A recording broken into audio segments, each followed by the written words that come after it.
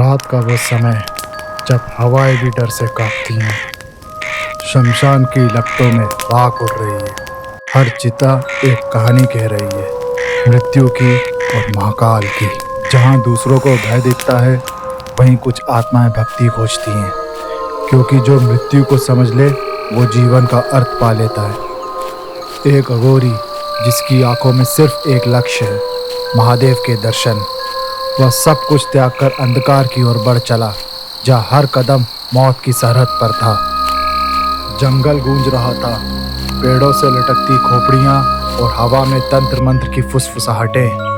हर ओर एक अनकही चेतावनी, यह राह वापसी की नहीं, लेकिन वह रुकता नहीं, क्योंकि भक्ति वहीं से शुरू होती है जहाँ भय समाप्त होता है।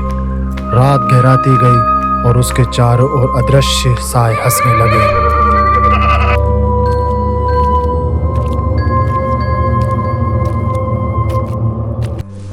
ओम नमः शिवाय, ओम नमः शिवाय, ओम नमः शिवाय, ओम नमः शिवाय, ओम नमः शिवाय। फिर भी वह जप करता रहा, हर श्वास के साथ शिव का नाम गूंजता रहा।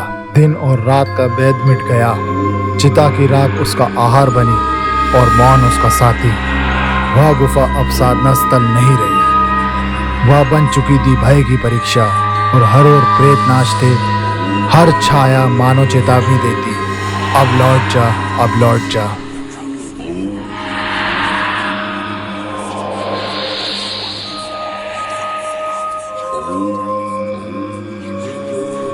पर वह रुका नहीं, उसका विश्वास जलने लगा जैसे अग्नि में घी, और उसी क्षण आकाश फट पड़ा। गरज, बिजली और तांडव की ध्वनि में धरती कांप उठी। त्रिशूल से अग्नि फूट पड़ी और उस अग्नि से उत्पन्न हुआ रौद्र शिव का स्वरूप। सृष्टि थम गई थी, समय ठहर गया, भक्ति अब उफान पर थी और भय अपने चरम पर। उस क्षण उसने जाना, भक्ति का अर्थ बलिदान नहीं, समर्पण है। जब इंसान स्वयं को मिटा देता है तो वही क्षण उसे ईश्वर से जोड़ देता है।